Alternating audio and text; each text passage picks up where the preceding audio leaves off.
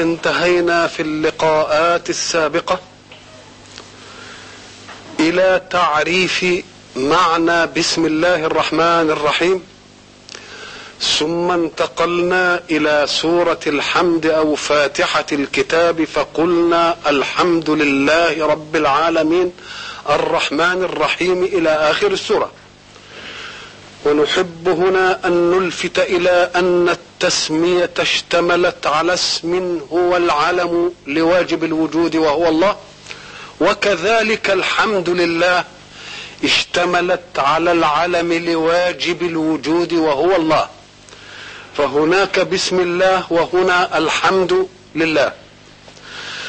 ونلاحظ أيضا أن اسمي الرحمن والرحيم وجد في التسمية ووجد أيضا في قوله الحمد لله رب العالمين الرحمن الرحيم.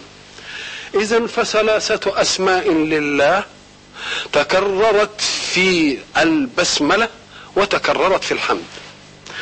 وهنا أحب أن أنبه إلى أن تكرار أي شيء في القرآن لا نسميه تكرارا، وإنما نسميه تأسيسا لمعنى جديد، فهو في ظاهره تكرار لللفظ ولكن سياقه يتطلبه من جهة أخرى. فنحن نقول بسم الله حين نبتدئ فعل الأشياء، إذن فبسم الله لما نفعل، ولكننا نقول الحمد لله على ما فعل لنا. إذن ففيه فارق بين الاسم يوجد بعد بسم الله وبين أن يوجد بعد الحمد لله. فبسم الله أي الذي سخر لي ما لا قدرة لي عليه، فأنا أقبل على هذه الأشياء لا بقدرتي ولكن بتسخير من سخرها لي، لأنها لا تدخل تحت طاقتي. ولكن حين نقول الحمد لله ننتقل إلى شيء آخر، فعلم واجب الوجود وهو لفظ الجلالة الله إنما جاء هنا في قوله الحمد لله أي على ما فعل لنا. إذن فدك فيما نفعل، والحمد لله فيما فعل لنا. والرحمن الرحيم، الرحمن الرحيم هناك لها في السياق مدخل غير مدخل الحمد لله رب العالمين الرحمن الرحيم، معنى جديد. ازاي؟ لأنك حين تبتدئ بسم الله الذي سخر لك الأشياء لتنفعل لك بدون قدرة لك عليها، مع أنك قد تعصي الله الذي سخر لك هذه الأشياء، فربما استحى واحد أن يقبل على الأشياء التي سخرها الله له وهو عاصيه، فهو يطمئنك ويقول أقبل باسمي ولا تخف وإن كنت قد عصيتني لأني رحمن رحيم. فأزال وحشتك من المعصية حين تقبل على ما سخر الله لك. ولكن في قوله الحمد لله رب العالمين الرحمن الرحيم مذاق آخر. ما هو المذاق؟ زاد هنا رب العالمين، مش موجودة في التسمية، لأن هنا الحمد على ما فعل لك، وفعل لك لتربيتك، إيجاد من عدم وإمداد من عدم.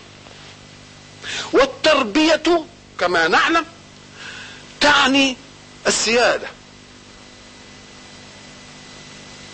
والسيادة تعني السيطرة والملكية. فقد يتوهم في كلمة رب السيطرة والسيادة والقسوة عليك، كما نعهد في من نربيه، نقسو عليه مرة فقسى ليزدجر ومن يك حازما فليقسو أحيانا على من يرحمه. فليزيح من نفسك ان الربوبية من الله ربوبية فيها قسوة تناسب السيطرة في التربية، يقول لك لا، انها ربوبية ايضا ولكنها فيها رحمانية وفيها رحيمية. يبقى هنا مذاق ايه؟ مذاق اخر.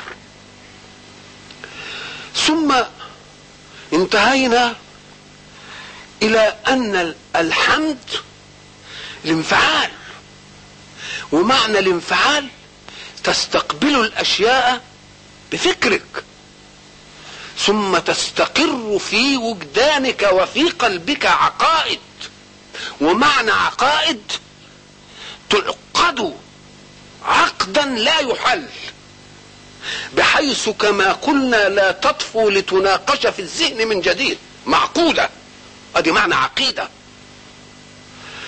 ثم تشع في كل جوارحك اشعاع اليقين، لان ما دمت تحمد فالحمد على النعمة، والنعمة ليست لعقلك فقط، والنعمة ليست لقلبك فقط، بل النعمة لكل كيانك.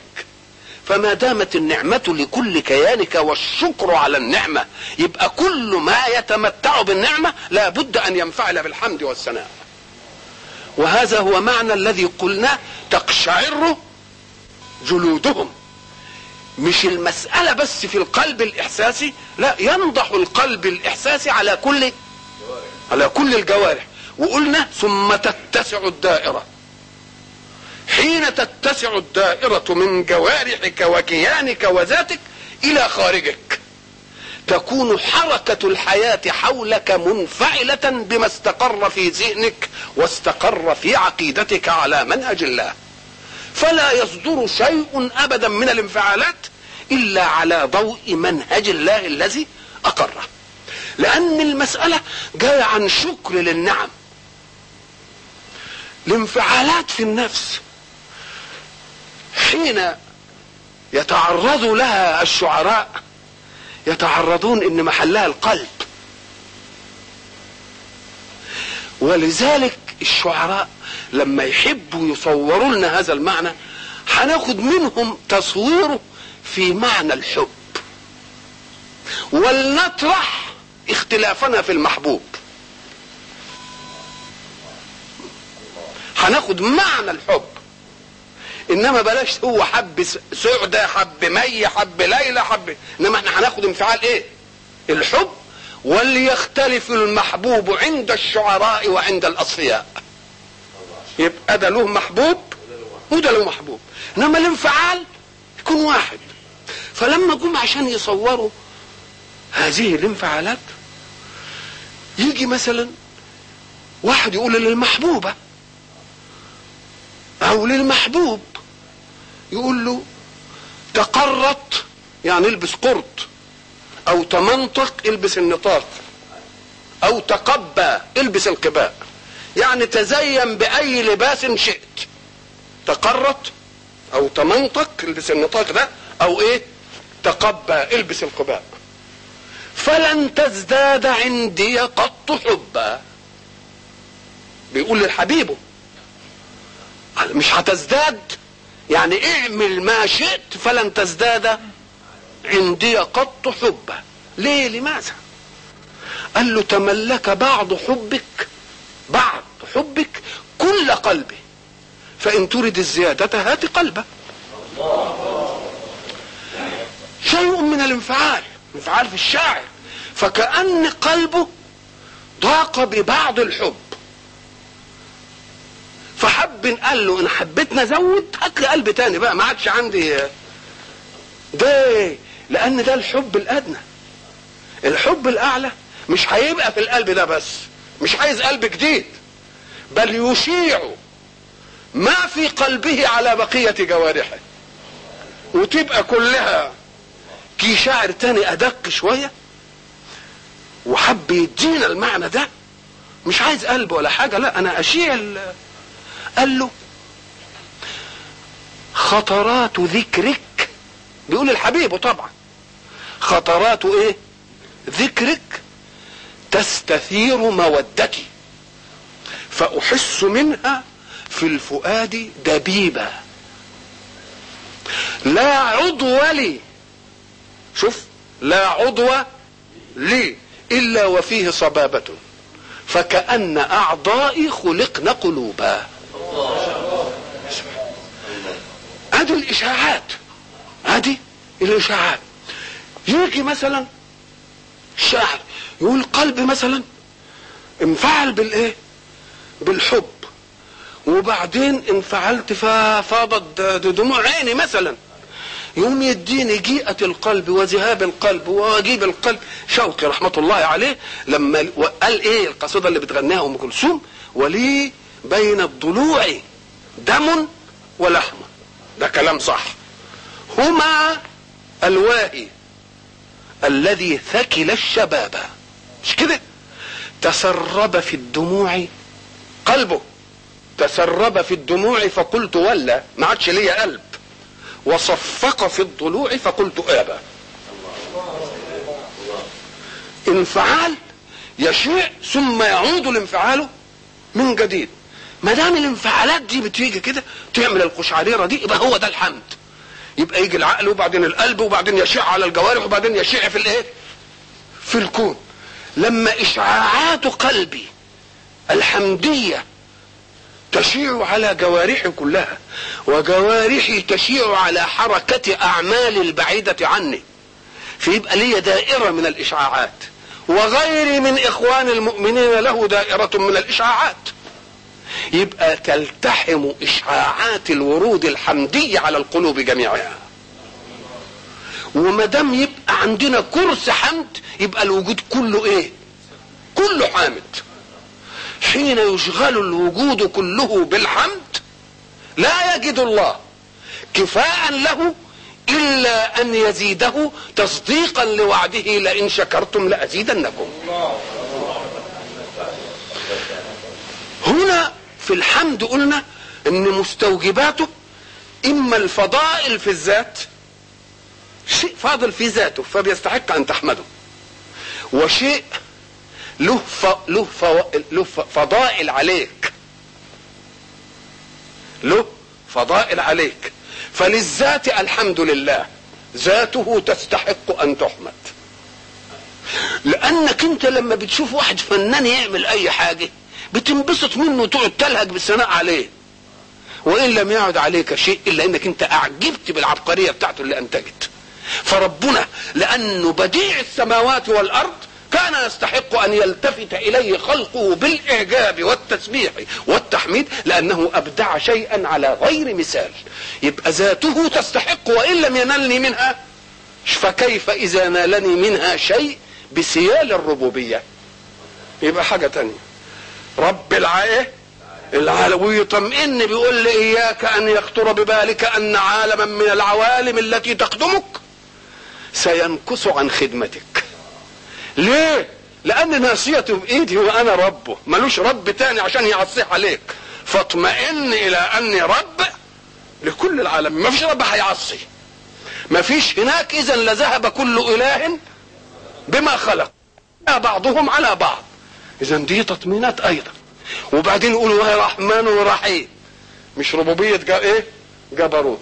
وما كنتش بقى تيجي بالرغب لا للذات ولا للنعم السابقة ولا للنعم الحالية ولا للنعم التي تنتظرك بالرحمانية والرحيمية، يبقى خاف مني بقى لأني مالك يوم الدين. يبقى يا رغب يا رهب، يا رغب يا رهب.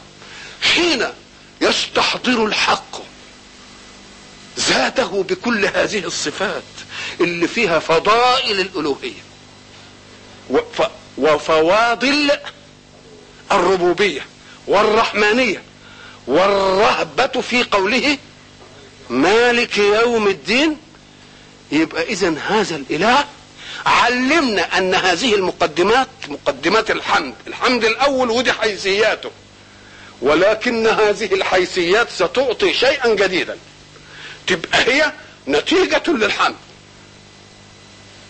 لكنها تعطي مقدمة لشيء آخر، أن الإله الغيب أصبح بكل هذه الصفات والأسماء حاضرا لديك. وما دام حاضر يبقى لن يخاطب منك. علمك الله ان لا تخاطبه بعد هذا الاستحضار الذي احضر به ذاته اليك. الله ورب العالمين والرحمن والرحيم ومالك يوم الدين كلها غيبة. كان يقول ايه القياس؟ يقول اياه نعبد، لكن قال اياك يبقى نقلوا منين؟ نقلوا من غيبة الى انه بقى ايه؟ بقى حاضر. وما دام بقى حاضر يبقى يخاطب بالكاف اياك، اكن كنت غيب يا رب وجبت لنا الاسماء دي فاصبحت ايه؟ حاضر. يبقى نخاطبك خطاب ايه؟ اياك نعبد. قلنا اياك نعبد دي ساعتها ترى كان يقدر يقول نعبدك. انا قلت لكم ان ساعه ما نقول نعبدك يبقى لا يمنع ان تعطف عليه ونعبد فلانا ونعبد فلانا ونعبد فلانا. اعطيتك ما يمنعش انني اعطيت فلان وياك، انما اياك اعطيت يبقى ما فيش حد خد الا انت. يبقى معنى اياك نعبد يعني ايه؟ لا نعبد الا انت، لا نعبده، ولذلك ما نعطفش عليها ابدا. ساعة ما تشوف المفعول مقدم كده اياك نعبد يبقى معناها افهم انها نعبدك ولا نعبد سواك. انما لو قلت نعبدك قد تعطف عليها وتقول ونعبد فلان وفلان وفلان وفلان، ما يمنعش العطف. اذا فاياك نعبد منع الايه؟ ادت التخصيص بالعباده. التخصيص بالعباده. حين يخصص الله نفسه بالعباده نقول له طب العباده دي ايه هي العباده اللي انت عايزها منا؟ ماذا تريد؟ انت اعطيت، فما مطلوبك من خلقك؟ مطلوب ايه من خلقك؟ قال لك مطلوب من خلقي هو مطلوب كل صانع ماهر في ان يرى له صنعة تعجب. ولذلك ربنا ما جعلش الحرف المواهب كلها حرفية. في مواهب بيسموها مواهب الهواة. الهواة يعني ايه؟ اللي عنده موهبة في شيء كده انما ما عملهاش حرفة يقوم ياخدها هاوي، يعني مش عايزها. هاوي يعني ايه؟ عايز يطلع حاجة جميلة، نفسه يطلع حاجة جميلة. الله، فلما نفسه يطلع حاجة جميلة يقوم عايز يدي المنهج اللي يخلي الخلق بتاعه وهو الانسان يطلع حاجات جميلة عشان تبقى الصفات لها ايه؟ ده كلام طيب. نقوم نقول له ساعة الحق سبحانه وتعالى وليعذرني كل السامعين اذا انا اضطررت الى ان اكرر في تفسير القرآن او في خواطري في حول تفسير القرآن بترتيبه المصحفي ان اكرر بعد ما اقوله في العلاجات الموضوعية التي عالجتها طويلة. فليس معنى انني اتعرض لشيء اقول لا انا قلت ذلك في كذا، ذلك قول موضوعي في موضوع نتحدث عنه، ولكننا الان نتكلم في الام، فلا يصح ان نفوت في الام ما جئنا به في الموضوعات التي تفرعت عن الام. ما يمكنش.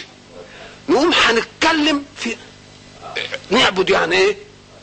معنى نعبد يعني ايه؟ نقول له والله نشوف علة كل شيء او سببه. الناس حين يقولون هذا شرط وذلك جواب نقول ايه؟ ان تذاكر يا غلام تنجح. اين الشرط واين الجواب؟ الشرط تذاكر والجواب تنجح. الكل متفق على ان الشرط سبب في وجود الجواب. المذاكرة سبب في وجود ايه؟ النجاح. لا اتفقنا على دي. نقول له ذلك ظاهر العلم، دي ظاهر العلم، حقيقة العلم مش كده. ليه؟ قال له انت تتكلم عن الواقع واهملت شيئا اساسيا في عناصر حركة الانسان وهو الدافع قبل الواقع. الدافع قبل الواقع. انت تقول ان تذاكر تنجح، ده للواقع، انما هو ذاكر لينجح فكأن النجاح انتصب في ذهنه اولا بكل مميزات النجاح ثم ذاكر ليحققه واقعا. ثم ذاكر. إذن فكل شرط بين جواب واقع بعده ولكنه كدافع يبقى قبله. يبقى النجاح كدافع موجود قبل المذاكرة، وبعد ما ذاكرت جاء الواقع. إذن فكل شرط واسطة بين شيئين، دافع وواقع. أنا ركبت سيارتي لأذهب إلى الإسكندرية، ركوب السيارة سبب وقطع الطريق سبب إلى إيه؟ أنا لما أركب بالفعل واروح يبقى الركوب ده سبب في الوصول، لكن ده الوصول وجد أولا بدليل أنني قلت له يا سواق جهز العربية ووضب، فانتصبت الغاية أولا، ثم جاء الشرط ليحقق الغاية بعد أن كانت دافعا صارت واقعا. كذلك كل سبب وكل مسبب وكل علة وكل معلول. فإذا انتهينا بهذا الفهم نيجي نقول قول الله وما خلقت الجن والإنس إلا ليعبدون. يبقى الله، يبقى علة الخلق ايه؟ العبادة. تبقى العبادة اللي هتوجد بعدين ولا الدافع على الخلق إرادة العبادة، ثم يخلق لتتحقق العبادة. يبقى المراد الأعلى ايه في الخلق؟ أولا العبادة، وبعدين خلق عشان تتحقق واقع. يبقى افهموا الفارق بين الدافع وبين ايه؟ وبين الواقع. نقول له انت هتعمل لي علة ومعلول بالنسبة لده، أفعال الله لا تعلل. نقول له لا تعلل علة تعود عليه هو بالفائدة، ولكن تعلل علة تعود على غيره بالفائدة. يبقى هو خلق لنعبده، عبادتنا مش هتدي له حاجة، انما عبادتنا عشان تسعدنا وتنظم حركتنا. يبقى لا مانع ان توجد العلة بس مش لله. يبقى افعال الله لا تعلل علة تعود عليه، ولكنها علة تعود على المأمور. المأمور بالعبادة هو اللي العلة هتنفعه، وإلا فالله منزه عن العلة. يبقى هات بقى كده وما خلقت الجن والإنس إلا ليعبدون. إذن دي علة الخلق. طب معنى ذلك يا رب إنك بمجرد الخلق يعبدوك. يقول أنا لو أردت هذا القصر ما استطاع خلق من خلقي أن يشذ عن طاعتي، إنما دي تثبت لي صفة القهر، وأنني إذا أردت شيئا قهرت الغير عليه، إنما ما تثبتش المحبوبية لي. وأنا أريد أن أخلق اختيارا ليعبدني من شاء باختياره. يبقى حين يجيئني باختياره يبقى ثبتت لي صفة القهرية فيما لا دخل له فيه، اللي أنا عايزه يمشي، وفيما له اختيار فيه يجيني بالحب، يجيني. يبقى إذن ربنا ما دام خلق ليعبد، نقول له طيب ما يعبد يعني ما كل ما تحققتش ليه؟ نقول له لأن يجب أن تفرق بين عبد التي فيها منها عبد، وعبد اللي هيجي منها عباد. كل الخلق عبيد. ليه؟ لأن في أمور قهرية تمشي عليهم غصب عنهم،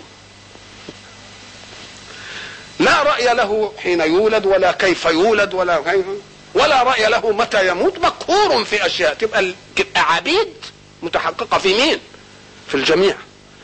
ولكنه أيريدنا عبيدا، أردنا عبيد فأجرى علينا بصفات القهر أشياء لا نستطيع أن نتحلل منها أبدا. هذه حققت كلمة إيه؟ عبيد.